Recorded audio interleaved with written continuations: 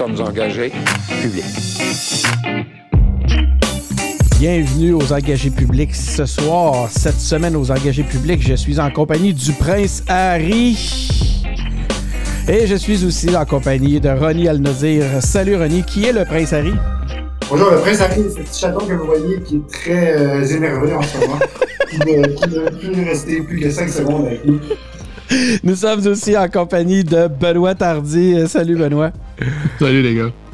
Donc, cette semaine, on s'auto-congratule, on goûte à une nouvelle liberté. En fait, est-ce que les anti-masques auraient envie de nous dire plutôt qu'il n'y ait de liberté que celle qu'on arrache à l'autorité?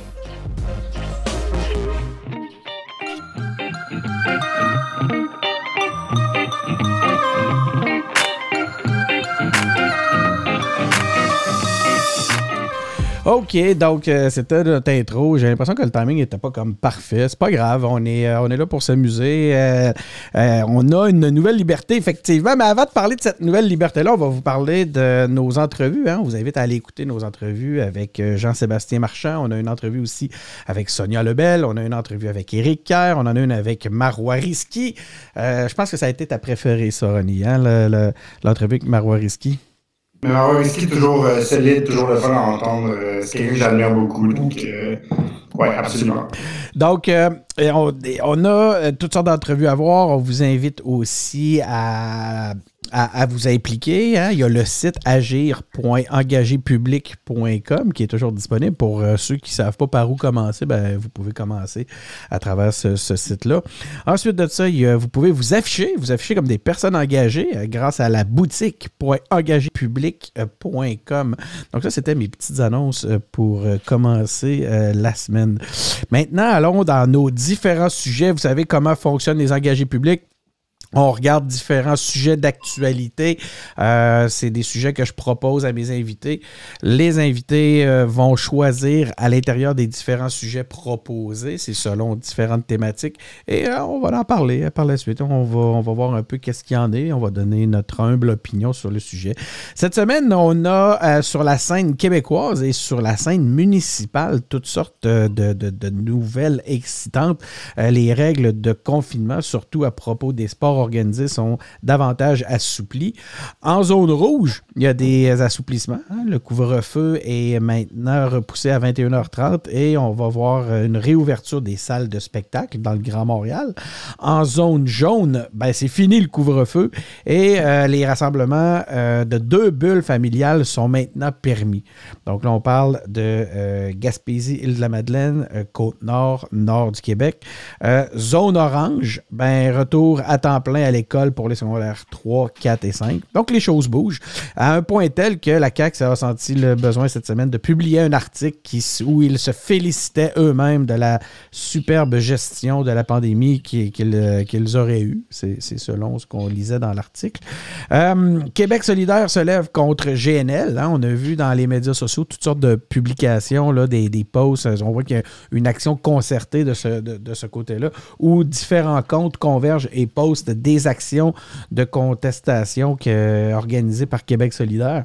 Finalement, on apprend que les élus montréalais ont dû signer des ententes de confidentialité à propos du REM de l'Est. Ronnie, qu'est-ce que ça signifie pour toi, l'assistance publique? J'ai comme... Merci, encore une fois, merci LP pour les notes. Ce que j'aime, c'est qu'il n'y a pas aucun point sur l'assistance publique et le point de transition est sur l'assistance publique. René, en fait, toi, tu voulais surtout me parler de la situation municipale à Montréal. Je t'écoute. Mais oui, absolument. Dans le fond... De ce que j'ai compris, c'est les 100 ans de l'assistance publique cette semaine. C'est vraiment le fun. Apparemment que c'est une loi qui a été passée par le gouvernement de Louis-Alexandre Tachereau et qui est une des bases qui a jeté la Révolution tranquille. Qui a jeté la base de la Révolution tranquille. Mais revenons à Montréal. Oui, revenons à Montréal parce qu'on s'est un peu fait pogner. On s'est un peu fait pogner avec le sujet de merci LP encore une fois. Vas-y, René. Cet après-midi, pendant que j'écoutais la conférence de François Legault, j'ai vu que Denis Coderre avait publié sur sa page Facebook le 4e de couverture et la couverture de son livre à venir qui s'appelle « Retrouver Montréal. Qualité de vie qualité de ville. Et c'est drôle parce que bientôt, je termine ma maîtrise et donc, je commence à appliquer pour des emplois. Et pour ces emplois-là, je dois écrire des lettres de motivation. Eh bien, la quatrième couverture de Denis Coderre a vraiment l'air d'une lettre de motivation que j'écrirais pour un emploi. As-tu un je exemple? pense qu'il se cherche une job. Ben, écoutez, il dit à la fin, dans sa description, il dit ces différentes fonctions lui ont permis d'acquérir une expertise peu commune des affaires publiques. C'est le genre de truc que j'écris à la fin de ma lettre de motivation en disant les expériences que je vous ai exposées dans cette lettre m'ont permis d'acquérir des connaissances qui seront bénéfiques à votre entreprise. Donc, c'est exactement ça. Et une qui ne doit pas être contente, par contre, c'est Dominique Anglade qui lance le 31 mars, donc le même jour que Denis Coderre, un livre aussi. Donc, qui vendra le plus de livres? C'est comme 50 Cent et Kanye West en 2004. C'est vraiment excitant. J'ai vraiment hâte de voir ce qui va se passer. Tu trouves pas, Ben, que ça ressemble un peu à un slogan, même, cette façon-là de présenter les... Oui. Oui, mais en fait, moi, tu peux te dire que Denis Coderre peut bien se représenter à la mairie, ça me dérange pas beaucoup, mais je pense aux Montréalais là-dedans, là. Tu sais, ils ont changé Denis Coderre pour Valérie Plante parce que Denis Coderre n'était plus à leur goût, puis pour toutes les raisons qu'ils jugeaient légitimes à l'époque. Puis là, ils rechangeraient Valérie Plante pour Denis Coderre parce que là, Valérie Plante n'était pas tout à fait aussi bonne qu'il aurait voulu qu'elle soit. Je trouve que c'est drôle, ça. Ça me fait rire, en fait. Je trouve ça très drôle. Toi, René, comme je trouve que plus ça change, plus c'est pareil. Robert Bourassa.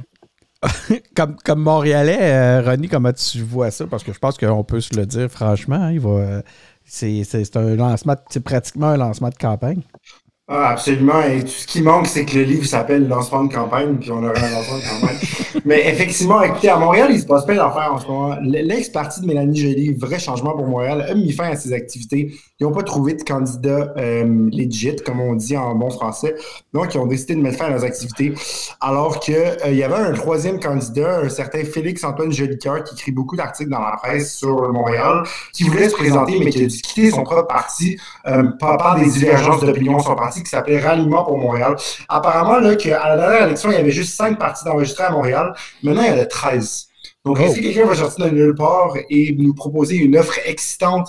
Peut-être, mais moi, j'ai vraiment hâte au rematch entre Denis Coderre et Valérie Plante.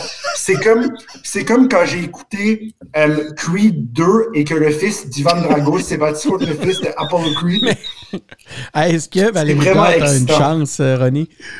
Est-ce que Denis Coderre a une chance? Non, pas Denis Coderre, Valérie Plante. Moi, j'ai l'impression que Denis Coderre va arriver avec un gros capital de sympathie. Le nouveau Denis Coderre, le Denis Coderre en santé, qui a l'air d'avoir mûri, d'avoir réfléchi longtemps et maintenant, fort de toutes ses réflexions, revient transmettre et remettre à Montréal. D'ailleurs, c'est quoi le titre? Alors, dis-moi donc le titre du livre. Le titre du livre, donc, c'est Retrouver Montréal. Qualité de vie, voilà. Qualité de ville. Tu vois bien que c'est un slogan. Exactement, je pense que Retrouver Montréal risque peut-être d'être le nom de son parti. Ouais, ça comme ça. Tout est là. Mais écoutez, dans le fond, là, Denis Coderre en 2003, OK, c'était en 2017, pardon. C'était comme Rock dans le 3e film, OK? Il s'est fait battre par Mr. T. Là, après, il est retourné s'entraîner. C'est Mr. T, hein, j'aime ça. Là, il est allé s'entraîner avec Ali Nestor, il est allé s'entraîner, il a repris des forces, et là, il est revenu pour le 2e combat.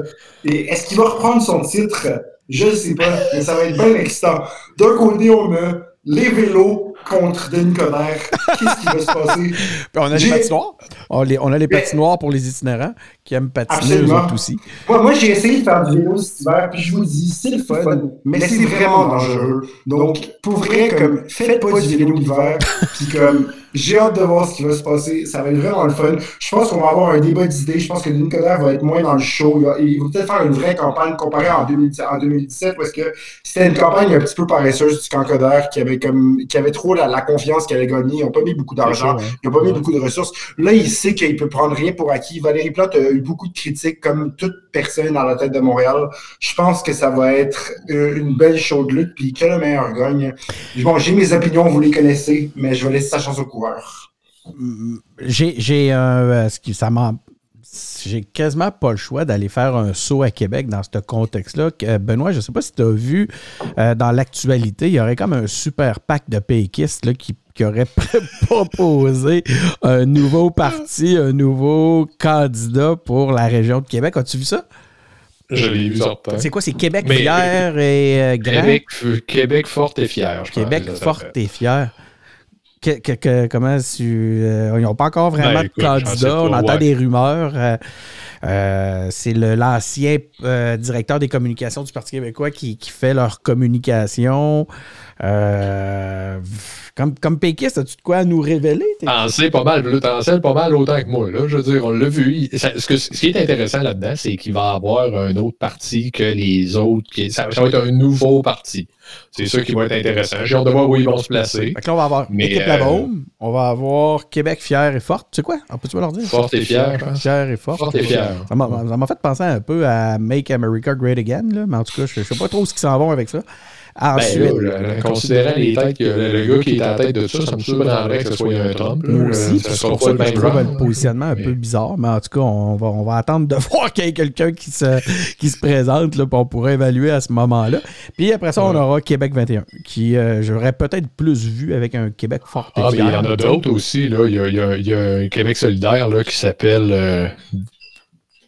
qui est à Jacqueline Smith, en tout cas, qui est la chef de ça, là, qui, elle, va certainement être là aussi. Là. Il va y avoir, je ne sais pas combien il y a de partis inscrits pour l'élection de novembre, mais il y en a plus que 3. Là. Ça, c'est sûr. Il va y avoir de l'action. Ça va être intéressant. René, tu voulais poser une question? Ben, Agnès Maltais, est-ce qu'elle y va? J'ai entendu dire que c'était une possibilité. J'écoute. Moi, j'ai rien entendu. Moi non plus. J'ai entendu des rumeurs comme tout le monde, là, mais j'ai une vieille rumeur même. C'est une vieille rumeur. Cela dit, moi, je serais plutôt content de voir Agnès Maltais se présenter à la mairie. Ça pourrait être intéressant. D'ailleurs, un débat, mais ils sont très amis, hein. Le maire Labaume et Mme Maltais sont très amis. Ça serait vraiment très intéressant de les entendre débattre. Je serais curieux de voir jusqu'où ça irait. Mais est-ce que Labaume va revenir? On le sait pas. Sinon, si on revient sur... Oui. Des fois, il y a l'air de dire qu'il va s'en aller, puis des fois, il y a l'air de dire qu'il va rester. Faut être... Moi, je pense qu'il est capable de rester juste pour faire chier ceux qui veulent qu'ils s'en aillent. Ça serait vraiment son genre, je pense. Je dis pas ça, c'est drôle, mais c'est parce qu'il y a une part de vérité que c'est drôle. Pas nécessairement faire chier, mais juste pour dire que c'est pas vous autres qui allez décider. Exactement. Vous m'avez tellement poussé. C'est le maire qui a le plus brillé pendant la pandémie. Selon moi, là, il est vraiment impressionnant pour elle. Mais il est bon. Je veux dire, dans les situations de crise, on l'a vu aussi avec tous les événements malheureux qui se sont passés à Québec. Il en a vécu 2 grands dans pendant son dernier... son dernier mandat, c'est notre dernier mandat, puis je veux dire, il s'est démarqué. Là. Ça, il y a vraiment un âme de chef. Hein, on peut-tu dire ça? C'est beau, hein? Il serait content d'entendre ça. Dommage qu'il n'écoute pas les engagés publics. Il les écoute, de toute façon. C'est ça. Dommage qu'il n'écoute pas les engagés publics. Benoît, on revient sur la scène nationale. Hein, pour faire plaisir à Ronnie qui... Quand on dit la scène nationale, à ma droite, il y en a un qui pense au Canada, puis à ma gauche, il y en a un qui pense au Québec. Mais non, on s'en vient sur la vraie scène nationale. Il y a eu un article écrit par la... En fait, c'est quoi cet article-là, Benoît? Il y a un article qui fait les louanges de la gestion de crise de la CAQ, et ce, le lendemain de la journée où on soulignait là, le premier anniversaire. Je ne sais pas si on peut dire anniversaire dans ce cas-là, mais en tout cas, où on soulignait le 1 an du confinement.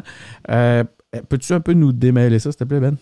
C'est ça. C'est que sur le site de la CAQ, là, sur la partie blog du site, il y a eu justement ce texte-là qui est dithyrambique, dégoulinant de « Ah oui, ils sont donc bien bons, ça a donc été extraordinaire ». Puis ce texte-là a provoqué beaucoup de réactions. Puis ce texte-là, il fait des drôles d'affaires. Genre, premièrement, le timing. Le timing est louche. Je sais bien, en tout cas, après ça... En tout cas, je donne mon opinion après. Tu peux la donner à travers, moi, t'es le bienvenu.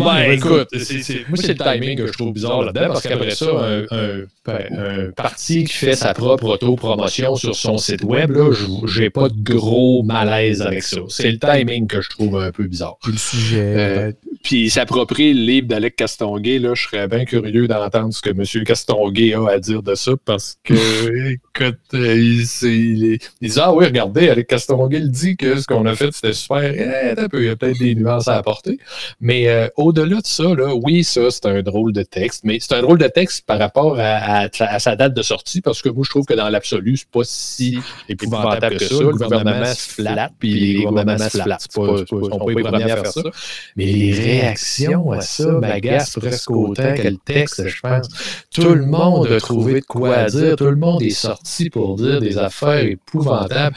Michel David parle d'une indécence manifeste, PSPP, un texte qui est incapable d'une objectivité, d'une quelconque humilité et rempli d'arrogance. Dominique Anglade dit c'est pour ça qu'ils veulent pas d'une enquête publique indépendante, parce qu'apparemment tout est parfait. Puis Manon Massé finit en disant s'il y avait une once d'humilité, elle reconnaîtrait ses torts en parlant de la CAQ. Je sais pas, je trouve que tout ça, c'est assez convenu, là. C'est ça que j'allais dire. J'ai dit, j'allais te dire, tu t'attendais à quoi? Ronnie, c'est ça, là, est-ce que tu te positionnes sur un des 4 propos qu'on vient d'entendre de l'opposition et de journalistes? Ben, pas particulièrement, mais je vous dirais que, tu sais, c'est juste une affaire de... J'ai lu le texte, là, pis on dirait que c'est comme un militant qui voulait... je sais pas si ça a été comme le directeur d'école de la CAQ qui a demandé à un militant d'écrire ça, ou si c'était vraiment le militant par lui-même qui a décidé d'écrire ça et d'envoyer à la CAQ. Je sais pas, tu sais, mais on dirait que c'est juste quelqu'un qui voulait féliciter le parti, puis... Il est publié de façon anonyme. Fait que là, la personne écrit « Je vous ai déjà dit que j'aime lire, mais comme je sais pas t'es qui. Fait que est-ce que tu me l'as déjà dit ou tu me l'as pas déjà dit? Je sais pas. » mais c'est ça, c'est juste... C'est un fluff piece. C'est comme une question plantée en période de questions fédérales. C'est comme, tu sais, c'est pour se taper dans le dos. Ils peuvent le faire, mais tu sais, comme... Pour venir à Rocky 3, ils pensaient qu'il allait gagner. Puis au final... On vient de trouver notre titre pas pire. Hein. Ça devrait tourner autour de Rocky 3. Puis il s'est fait battre par Mr. T. Fait que là, peut-être que la CAQ va se faire battre par Mr. T. Je sais pas, tu sais. Mais en tout cas, faut pas être trop confiant dans la vie. C'est ça la leçon. Écoute, connais-tu un autre personnage de Rocky 3? Oui, je serais même pas grave de t'en nommer deux autres. Fait que c'est pas pire. C'est comme... OK, mais écoute, j'ai de la misère à retrouver mon sérieux là-dedans, mais Benoît, toi, du côté... donc, selon toi, il aurait simplement dû attendre une semaine. Ouais. Tu sais, là... Moi, je trouve que le plus gros péché de ce texte-là, c'est le timing. Mm-hmm. Pour le reste, comment il a dit ça, Ronnie? Du fluff quelque chose, là? Un fluff piece, ouais. Un fluff piece, ouais. C'est pas mal ça. Ouais. Puis, est-ce qu'il y a eu d'autres réactions à part de ça dans les médias sur ce texte-là? Je ne sais pas si vous vous souvenez, il y avait eu une tentative de faire une espèce de, je sais pas, d'émission ou d'une web-série, un show de chaise, là, avec des... aussitôt que c'est venu pour sortir, ça a été resserré dans les cartons immédiatement, puis on ne l'a plus jamais revu. C'était une autre production où on allait s'auto-congratuler, j'imagine, là, où on allait mettre en valeur le travail du premier ministre et de la CAQ. On est un peu face à ce genre de tactique-là, hein, dans ce contexte-là. Absolument, mais pour revenir au point de Benoît, c'est vrai que c'est juste le timing, le problème. Tu sais, je vois le casse de Star Wars derrière toi, Denis, là. Luke Skywalker dans Empire Strikes Back. T'es en feu, man, à soir. Yoda lui a dit de pas aller se battre contre Darth Vader trop tôt parce qu'il n'est pas prêt, puis il l'a pas écouté, puis il s'est fait trancher un bras. Ben, s'il avait écouté, je vous ruine le film, mais il est sorti en 81, fait que s'il n'avait pas encore vu... Spoiler, mesdames et messieurs. Vraiment. Soyez ceux qui veulent pas savoir la fin de l'Empire contre-attaque. En fait, c'est quoi? C'est son père? Mais il coupe-tu vraiment un bras? Il coupe une main.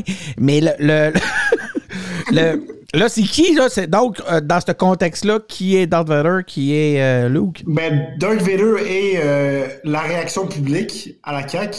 Et Luke Skywalker et la CAQ qui se vantent et qui pensent qu'ils sont meilleurs qu'ils le sont.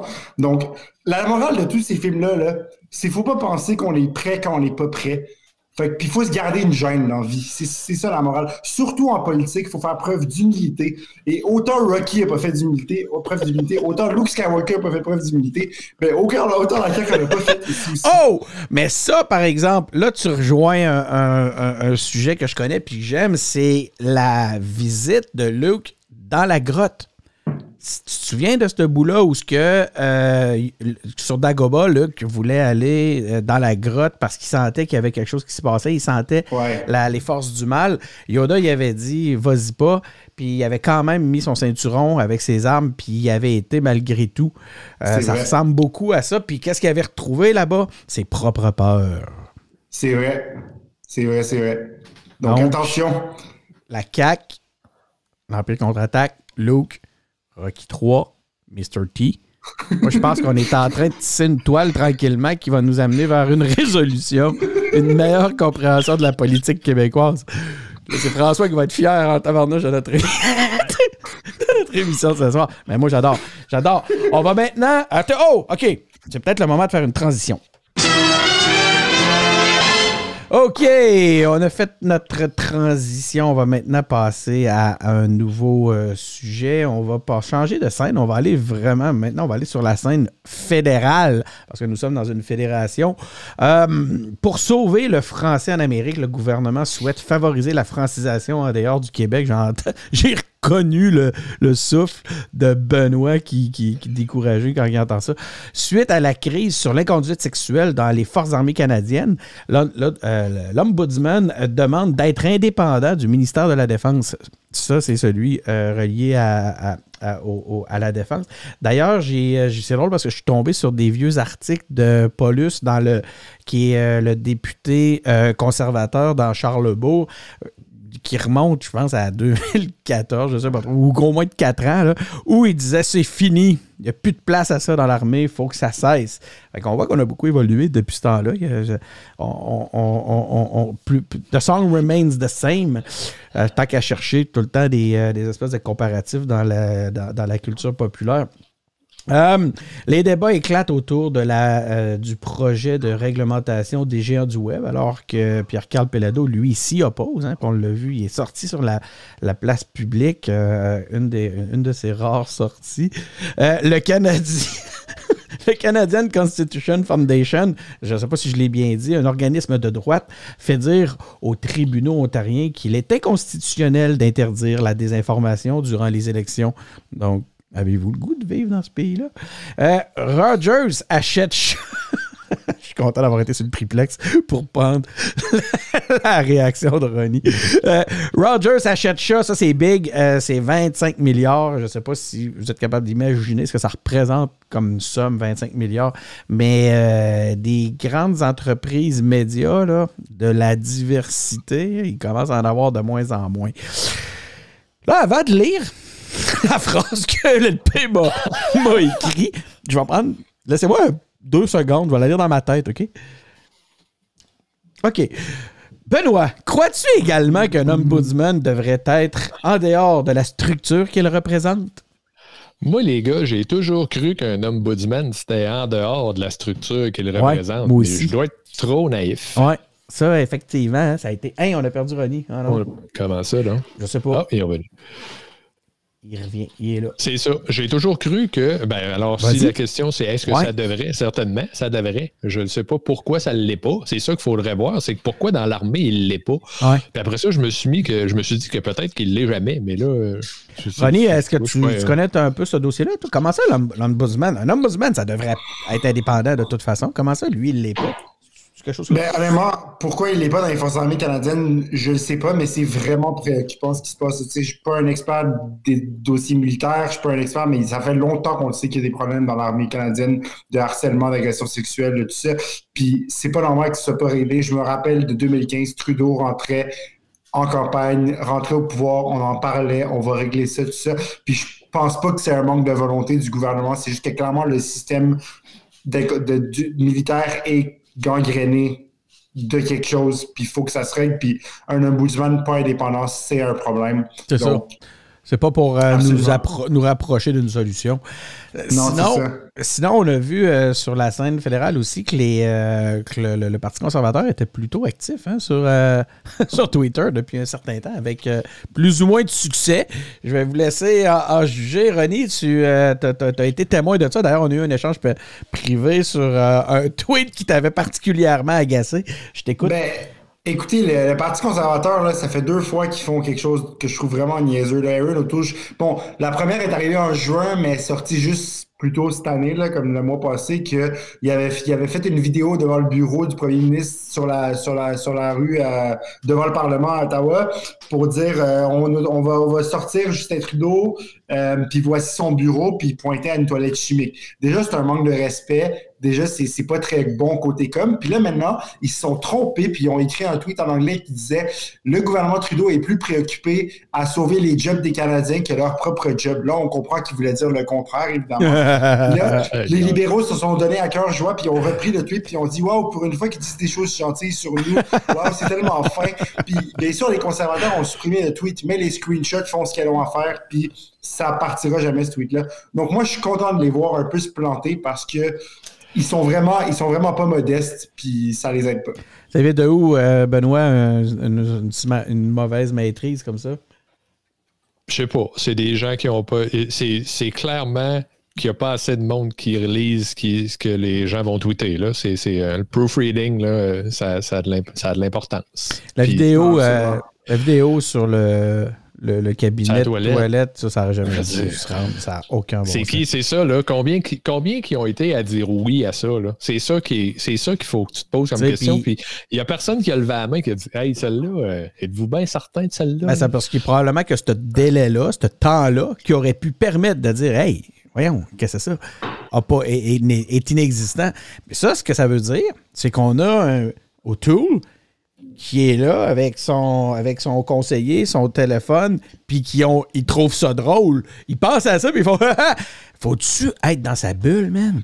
Faut-tu être dans sa bulle? » Qui trouvent ça drôle entre eux autres. Moi, je veux dire, je suis pas là pour juger de ça, mais qu'après ça, ils pensent que c'est un bon coup. Là. C'est là où moi, je l'excite c'est pire. Là. Voilà. C'est ça, puis en plus, en ce moment, les conservateurs font de la com sur le fait que ça fait 2 années de calendrier là, que les libéraux n'ont pas fait un budget. T'sais, comme on le sait pourquoi il n'y a pas eu de budget. Je veux dire, oui, est-ce qu'on a besoin d'un budget? Oui, mais de là à comme faire de la com puis dire qu'ils sont incompétents parce qu'on n'a pas eu de budget. Encore, on a eu deux énoncés économiques. C'est pas comme si les finances étaient cachées puis on savait pas ce qui se passait au Canada. On sait c'est quoi les déficits, on sait c'est quoi.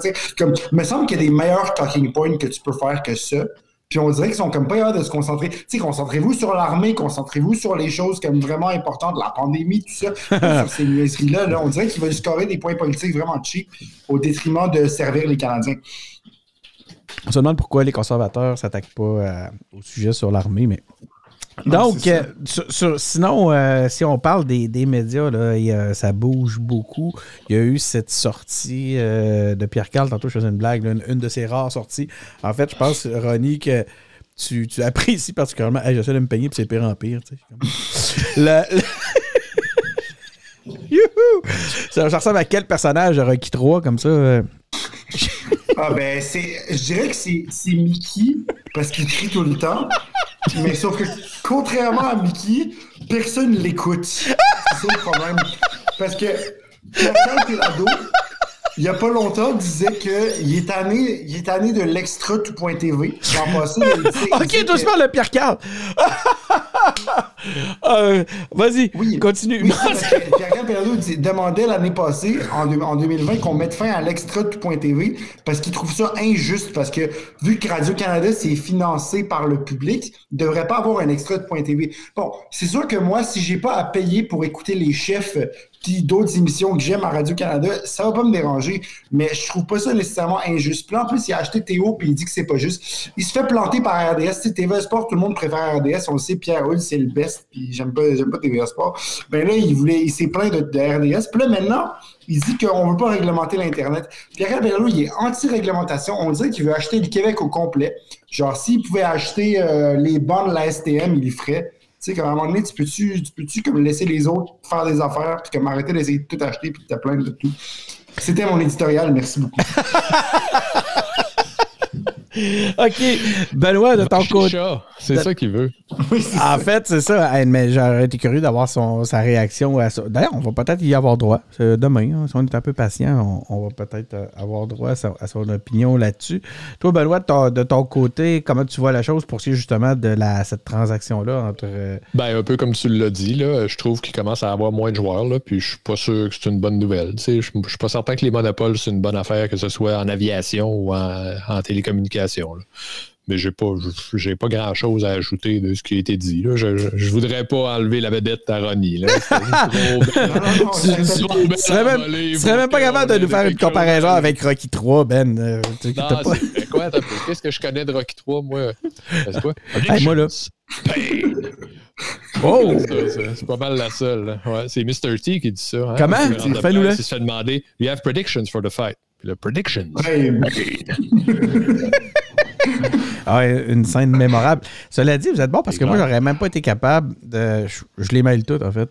Fait que je suis même pas certain que c'est réellement le 3 dont on parle depuis tantôt. C'est peut-être même pas... Oui, c'est le 3. Je te confirme. Dans le premier, il se bat pour le Creed, il perd. Dans le deuxième, il gagne. Dans le troisième, c'est Mr. T. Dans le quatrième, c'est le Russe. Dans le cinquième, c'est le combat dans la rue.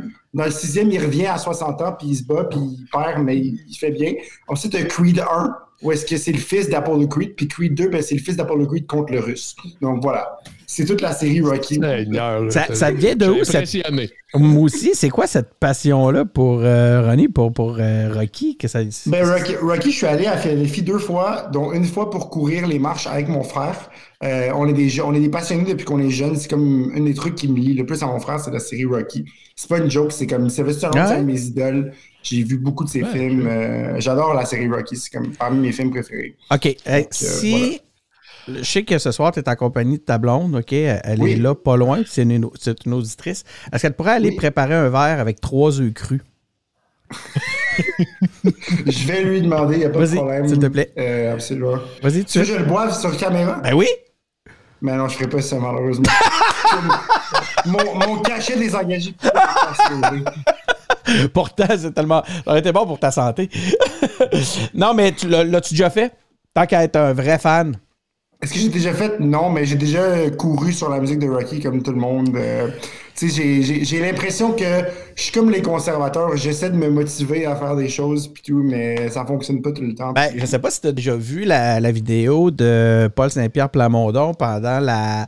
C'était quoi la campagne de... Hein? Tu sais de quoi je parle? C'était 2018? Sa campagne à la chefferie, je pense. Non, c'était pour être... il était candidat dans je sais plus où, là. C'est quoi? Ouais, dans Prévost, si je me trompe. En Prévost, t'es bon, man.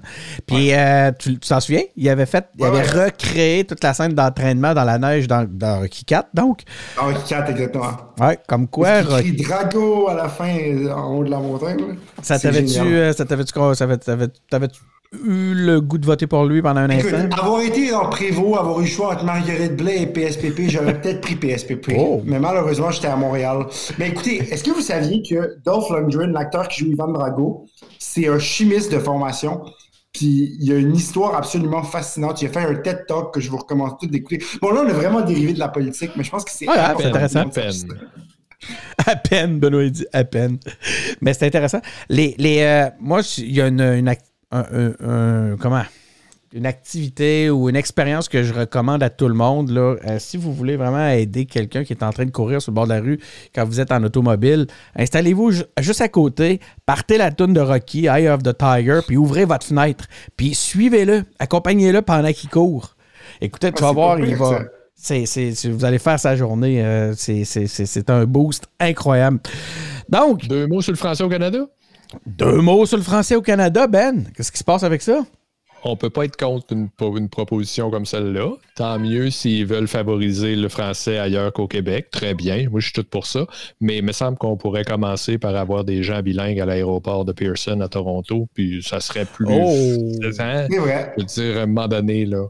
Puis on est... Il y aurait des petites choses plus simples qui pourraient être faites qui auraient un impact. Ben, en tout cas, c'est ça, là, on comprend, on n'est pas des maniaques. Là. On comprend que si tu arrives dans un coin du pays où il y a 0.006 habitants par kilomètre carré, ben ça se peut que si tu rentres dans un truc fédéral, il n'y ait pas quelqu'un pour te parler en français. On comprend ça. Mais là, à l'aéroport le plus grand du Canada qui accueille tous les nouveaux immigrants qui souvent parlent le français. Moi, j'en connais quelques-uns, là, c'est pour ça que j'amène ce point-là, qui sont arrivés à Pearson, puis que là, quand ils font étamper leur landing papers, là, leur papier d'immigration, ils sont obligés de le faire en anglais parce qu'il n'y a personne qui peut leur parler en français. Mais pourtant, avant qu'ils partent, on leur avait dit qu'ils en allaient dans un pays bilingue. On pourrait faire ça, là. Non, absolument. Pourtant, quand ils sont partis de leur pays, on leur avait dit que le Canada était un pays bilingue, qu'ils pouvaient choisir leur langue. J'en ai plein d'immigrants qui, avant de venir ici la première fois, pensaient que tout le monde était bilingue. Là. Ils ne comprenaient pas. Ils n'avaient pas compris que c'était deux solitudes. C'est ça. C'est quoi la réaction par rapport à ça? C'est une déception? Tes parents, Ronnie, est-ce qu'ils l'ont vécu, cette réalité-là? La réalité de découvrir qu'on n'était pas réellement bilingue, que c'était deux solitudes? Je pense que mes parents n'ont pas trop exploré le reste du Canada, dans le sens que ils ont pas mal vécu toute leur vie au Canada, au Québec. Quand on voyageait, c'était un peu au Québec. Puis le français était difficile pour eux, je te dirais. Ils sont arrivés ici de l'Union soviétique, formés comme médecins.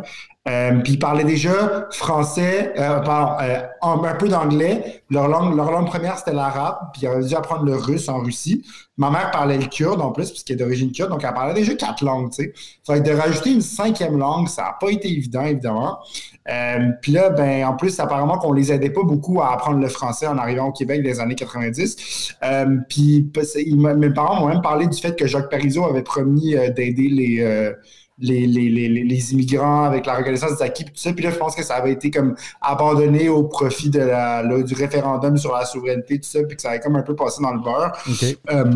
Ça fait aussi partie des immigrants qui ont reçu leur citoyenneté plus rapidement pour le référendum. Ouais. T'es arrivé ici en 91, d'ici 95, ils ont pu voter pour le référendum. C'est arrivé, ça, c'est pas un mythe. Non, donc ils ont vécu toutes ces choses-là dont on parle début des années 90, l'arrivée, l'intégration qui n'était pas tout à fait à point. Tout ça, ça fait partie de mon histoire de famille. Puis c'est quelque chose qui me touche beaucoup encore à ce jour, là, évidemment. Puis là, ils pensaient jamais vivre ça, une pandémie, tout ça. Donc, ils ont vécu pas mal d'affaires, mes parents. Puis ils sont sur le bord de se faire vacciner, puis je suis vraiment content. J'ai hâte que ça arrive.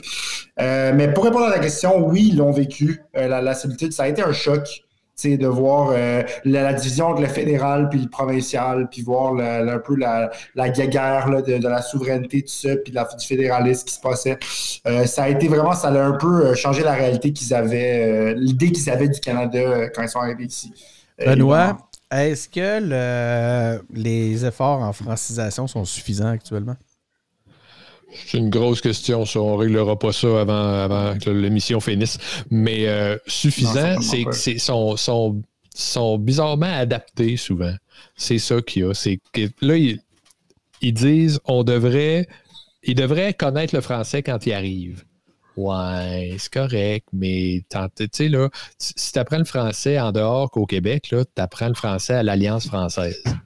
Donc, tu sais, il te manque un bout culturel. Peut-être que tu vas être correct avec la langue, mais il te manque un grand bout culturel que tu n'as pas. Là.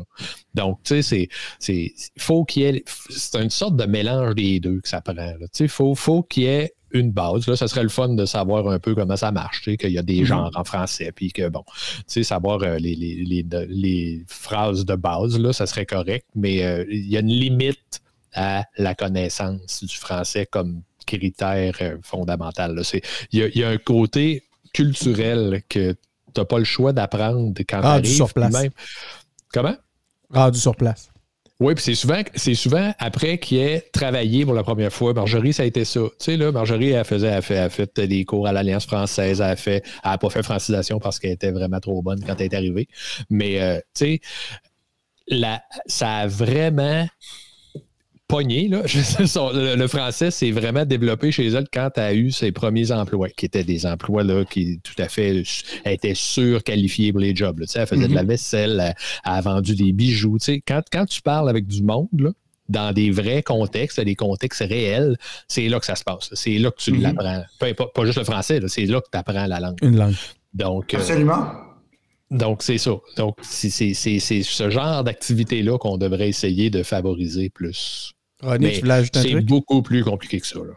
Mais dans les chambres de commerce, il y avait un programme qui s'appelait Interconnexion. On a ça à la Chambre de commerce de Montréal, Il y a ça à la Chambre de commerce de Laval aussi, où est-ce que, justement, on permettait le jumelage entre un employeur et quelqu'un qui cherche une job d'origine immigrante, généralement, pour apprendre le français sur le milieu du travail. Je trouve vraiment intéressant. Sinon, j'aimerais ça. Je sais pas si je peux vous amener peut-être sur un autre terrain. Ben oui. Je me préparais à. Ce qui s'est passé avec la monarchie. Je sais que j'avais trouvé ça random, mais je trouve ça intéressant d'en parler d'un peu des réactions qu'on a eues, puis ça a relancé un peu le débat sur la monarchie au Canada. Là. Donc, j'aimerais savoir, avec tout ce qui s'est passé avec la monarchie, Julie Payette, tout ça, comme je sais ce que vous en pensez de la monarchie, mais comme concrètement, là, pensez-vous que c'est faisable rapidement, facilement de se débarrasser de ça? Est-ce que ça vaut la peine de s'en débarrasser? Puis, qu'est-ce que vous avez pensé de ce que vous avez entendu sur l'entrevue là, qui a eu lieu, puis le racisme, puis tout ça? Je sais pas si vous avez suivi ça, mais moi, j'ai suivi ça un peu. Donc, Peux-tu commencer, Benoît? Je vais vous décevoir tout le monde. I don't care, man. Tellement, là. Ouais, moi non plus, c'est pas... J'ai tellement... En fait, je pense que on va essayer de le prendre en ordre. Là. Est-ce que la monarchie, c'est important pour moi, puis j'étendrais ça à la majorité des Québécois en général? Non. Est-ce que ça serait pas long, là? Si le gouvernement canadien disait « Hey, la monarchie, on va arrêter ça. Il y aurait pas beaucoup, ça crierait pas beaucoup au Québec. Ça serait probablement très positif pour le Canada si une action comme ça était faite, mais je ne suis pas sûr que dans le reste du Canada, ça passerait aussi facilement parce qu'il faut se rappeler de l'histoire du Canada. Hein? Ceux qui ont fondé le Canada, c'est ceux qui ne voulaient pas être des indépendantistes américains. Là. Encore une fois, là, il y aurait lieu de nuancer ça, là, mais en gros, là, ils forment une population non négligeable au Canada. Là, des gens qui étaient très royalistes au départ, puis qui sont restés sympathiques à la monarchie après. Là, tu sais, fait que il faudrait voir. Mais moi, je pense que ça devrait arrêter, ça. Je veux dire, c'est un symbole bizarre. C'est un symbole bizarre, puis avec le recul que le temps nous a donné, on voit bien que tout ça, c'est un modèle d'affaires. C'est complètement ridicule. C'est par rapport au respect de la démocratie, au respect du pouvoir des peuples, c'est une honte totale. Puis, écoute, prendre que j'aurais pris une demi-heure de mon temps, 1 heure de mon temps pour écouter des milliardaires qui ont abusé de tout pendant des générations se plaindre, c'est impossible. C'est impossible que j'aurais pu faire ça. Est-ce qu'on doit se débarrasser de ça? C'est long, ça presse. Est-ce que c'est trop compliqué pour qu'on le fasse? C'est pas une bonne raison. Si on commence jamais, on le fera jamais. Ça presse. Il faut se débarrasser de ça, peu importe ce que ça nécessite comme dénouage de nœuds. Mettez, comment il s'appelle, là, l'avocat de Sherbrooke, là, qu'on aime beaucoup. Mettez-le là-dessus, il va s'en occuper. Écoute, ça prend... Tu sais de qui je parle, toi, Benoît? J'aimerais ça dire son nom. Il s'était présenté, puis à un moment donné, il avait fait un passage à la CAQ pour aller faire... un passage à la CAQ. Il avait fait un mandat avec la CAQ, puis, mon Dieu, que les péquistes étaient fâchés noirs. En tout cas, anyway, tout ça pour dire, les péquistes qui nous écoutent savent de qui je parle, puis c'est plate en maudit que j'avais pas le nom. Tout ça pour vous dire qu'il n'y en a pas de bonne raison que cette stupidité-là, on n'arrête pas de dénoncer les comportements toxiques. On dénonce tout sur toutes les tribunes. Christy, que ça en serait une pas pire, ça. Hein? Ça en serait un premier vrai bon signal d'un élément toxique qui a fait souffrir tout peuple confondu, des milliers, des millions d'individus. Commençons donc par cet élément-là. Mais regarde, vous avez eu les réactions que je voulais exactement parce que sur la monarchie de l'abolir, ça je suis d'accord avec vous dans le sens que moi je suis pas nécessairement attaché. Puis juste avant de vous amener vous poser la question, en fait vous exposer le truc que peut-être vous avez pas vu passer. Ben là juste pour te dire, Harry et Meghan là, c'est qu'ils sont détachés de la monarchie. Puis l'entrevue était vraiment choquante sur beaucoup d'enjeux, notamment les possibles allégations de racisme sur la race de leur enfant. Ça, je trouve ça vraiment choquant. T'es surpris de ça? Personne ne mérite d'avoir des pensées suicidaires quand même. Je veux dire, non, mais t'es surpris de ça? Moi, j'ai même pas été surpris 30 secondes. Là, j'ai fait... Je comprends même pas qu'on soit surpris. Mais es-tu vraiment si noir que ça, Meghan? Je veux pas qu'on entre là-dedans, là, mais je veux dire, attends un peu, là. Écoute, cette fille-là, ma blonde est noire de même, là. En fait, je vous posais la question sur la monarchie spécifiquement, parce que je sais pas si vous avez vu ça passer, mais il y a un projet de loi qui a été présenté à l'Assemblée nationale du Québec Parce qu'apparemment, qu'il y aurait un vide juridique. Oui, ça, c'est intéressant. Et que si la reine mourait, avant qu'on adopte ce projet de loi, l'exécutif, donc le gouvernement, le législatif, l'Assemblée nationale et le système de justice, les tribunaux, ne pourraient plus fonctionner. Parce que, dans le fond, apparemment que la dévolution de la couronne, ça couvre l'ensemble des lois qui gèrent la succession de la monarchie.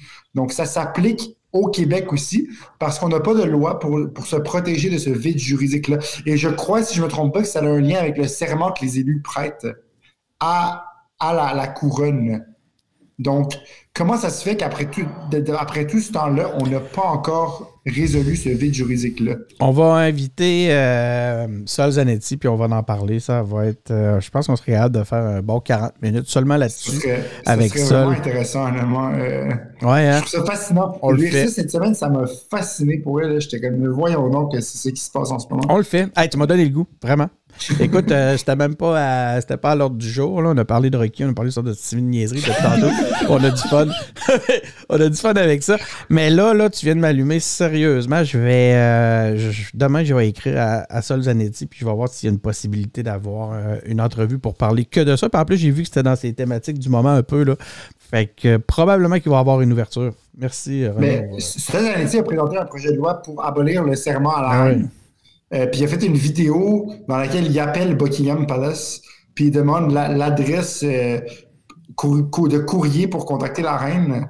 Puis il met son projet de loi dans une enveloppe, puis il la poste dans la reine. Je pense qu'on a Sol Zanetti pour nous parler d'indépendance un peu. Si on attendait après le PQ. On pourrait inviter une personne non indépendantiste pour faire un débat avec Sol Zanetti et cette personne-là. Ça pourrait être intéressant. Ouais, mais moi, mais là, c'est pas ça ton débat. Là. Ton débat, c'est la monarchie. Là. Mais alors, un monarchiste contre Sol Zanetti. Ouais, un monarchiste, oui. Un monarchiste, ça se trouve-tu? C'est un monarchiste! Julie Payette doit avoir du temps libre. Ouais, hein?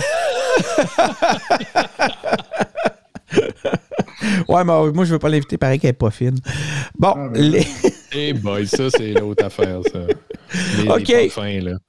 On va pas. En fait, je fais une transition, mais vraiment juste parce que j'ai le goût de faire une transition. Oh, ça n'a pas marché. Un peu.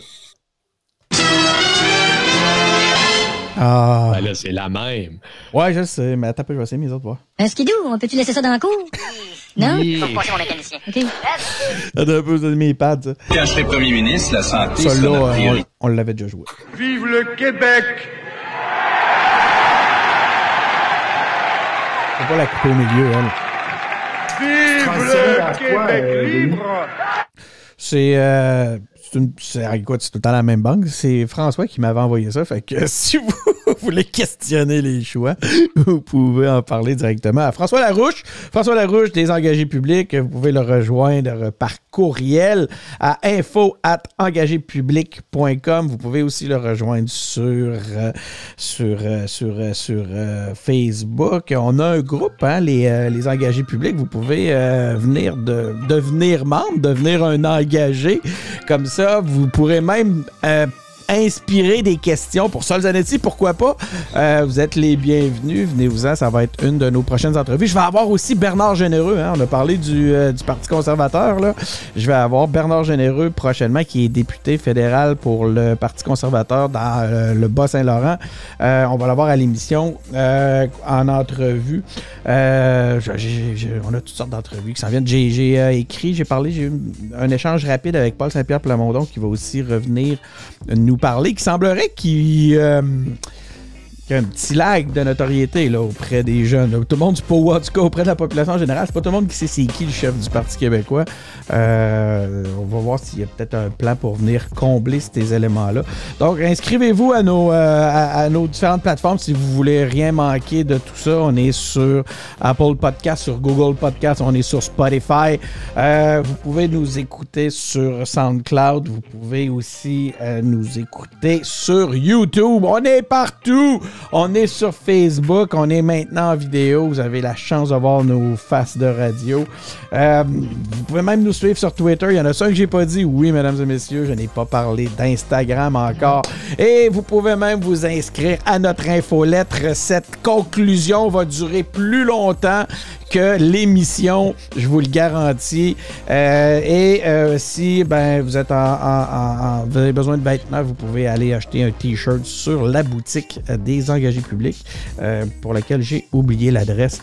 Évidemment, tout ça, c'était un gag. J'espère que ça vous a bien fait rire, mais toutes ces plateformes-là existent. Merci beaucoup, Ronnie, d'avoir été présent. Tu nous as vraiment fait rire avec Rocky, mais je suis content.